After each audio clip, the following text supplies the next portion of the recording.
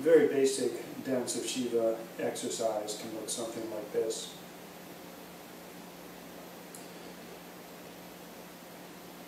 Position 1-1, both hands forwards, 2-2, both hands forward, 3-3, both hands forward, 4-4, both hands forward, 1-1.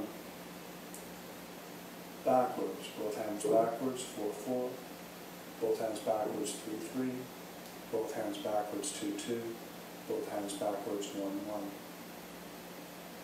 We can now combine these two movements.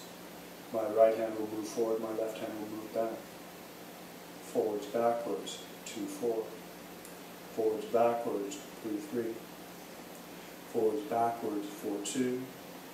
Forwards, backwards, 1-1. And now backwards, forwards, 2-4. Backwards, forward, 3-3. Backwards, forward, 4-2. Backwards, forward, 1-1. Another type of move combination is forward transporter. So I'll do forward transporter and then transporter forward. Forward transporter, 2-3. Transporter forward, 4-4. Forward transporter, 1-2. Transporter forward, 3-3. Forward transporter, 4-1. Transporter forward, 2-2. Forward transporter, 3-4. Transporter forward, 1-1.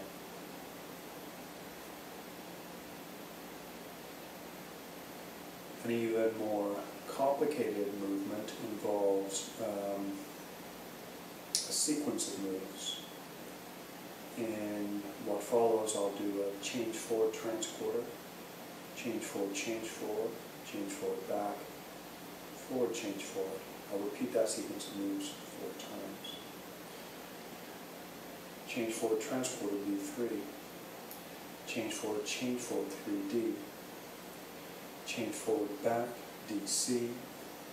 Forward, change forward, A4. Again, change forward, transporter, 2-2. Change forward, CC. Change forward, back, 4B. Forward, change forward, 1-3. Again, change forward, transporter, B1. Change forward, 3B. Change forward, back, DA. Forward, change forward, A2. Again, change forward, transporter, 2-4. Change forward, CA. Change forward, back, 4D. Forward, change forward, 1-1.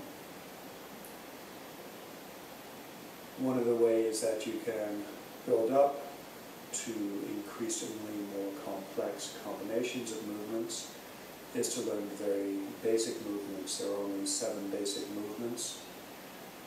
One of them is a forward movement. So from position 1 I can move forwards to 2. From position 2 I can move forwards to 3. From position 3 I can move forwards to 4.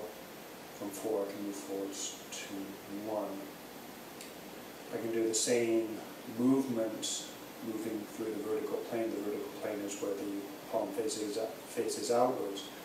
From position A I can move forward to B, B forward to C, C forward to D, D forward to A. So those are all 8 basic forward movements, and they are exactly the same for the other arm. You can also do backward movements, which are the exact opposite of forward movements. You can also do change forward movements. For example, from position 1, change forward B, change forward 3, change forward D, change forward 1. Or change backwards, D, change backwards 3, change backwards B, change backwards 1. You can also start both of those movements from position A. Change forward 2, change forward C, change forward 4, change forward A. Change backwards D, sorry, that's position 4, change backwards C, change backwards 2, change backwards A. There are also 3 jump moves, 3 different moves which, when you do a forward move, if you keep doing the forward move, you move to successively different points. Jump moves, if you repeat a jump move twice, it returns you to the point from which you came. So for example, from position 1, I could do a transquarter, which takes me to 3. I do a transquarter again, returns me to position 1. From position 2, a transquarter takes to 4, transquarter again, back to 2. From position A, transquarter to C, back to A. And from position B, a transquarter to D, transquarter again, back to B. Other type of jump moves, there is the change. A change from 1 takes you to A, and then back to 1 again. A change from 2 takes you to B, and back to 2 again. A change from 3 takes you to C. Change from C takes you to 3. From position 4, a change takes you to D. Doing a change again takes you back to 4. The final jump move is called a change transquarter. It's like a combination of the change and transquarter moves done together. From position 1, change transquarter C. Change transquarter takes you back to 1 again. From position 2, a change transquarter takes you to D. Change transquarter returns you to position 2. From position 3, takes you to A, back to 3. Position 4 takes you to B, and then back to 4 again. Perhaps the framework for learning the movements is actually learning the positions, and one of the ways you can practice the positions: inhale 1, exhale 2, exhale 3, exhale, etc. And in addition to memorizing the moves, you can also focus on what you have to do to do the moves to the best of your ability. So for example, in position 3, you can focus on flexing your wrist so your palm is actually upright. At the same time, you're rolling your upper arm inwards. Move into position 4, your upper arm rolls up so your palm faces out. So your upper arm rolls back so your palm faces upwards. Once you've learned the positions to the point where you don't have to think about them to do them, then you can focus on learning the movements one arm at a time until you can do them without having to think about them. So for example, from position 1, someone says change forward, you know automatically that a change forward from 1 takes you to position B. When you've learned the movements with one arm to the point that you understand them and can figure out or know automatically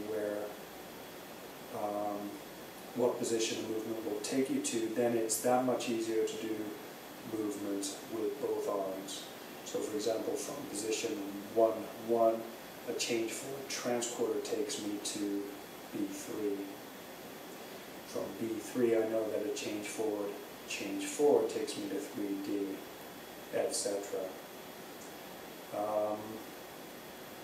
That basically is a summary of how to learn dance of Shiva.